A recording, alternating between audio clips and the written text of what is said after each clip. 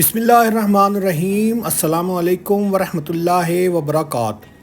دوستو، پاک فوج کے ریٹائرڈ کیپٹن اور میجر کو قید کی سزا سنا دی گئی ہے۔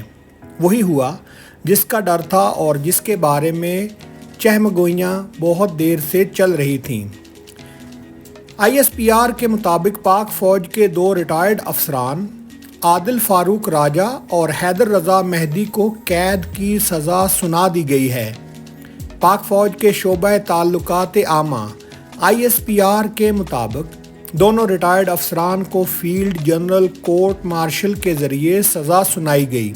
سزا کے تحت 21 نومبر 2023 سے دونوں افسران کے رینک ضبط کر لیے گئے ہیں۔ اس حوالے سے بتایا گیا ہے کہ میجر ریٹائرڈ عادل راجہ کو 14 سال قید بامشقت کی سزا سنائی گئی ہے۔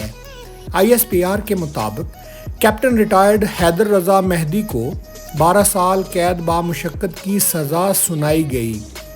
پاک فوج کے شعبہ تعلقات عامہ کا یہ بھی کہنا ہے کہ دونوں ریٹائرڈ افسران کا پاک آرمی ایکٹ کے تحت فیلڈ جنرل کورٹ مارشل کیا گیا۔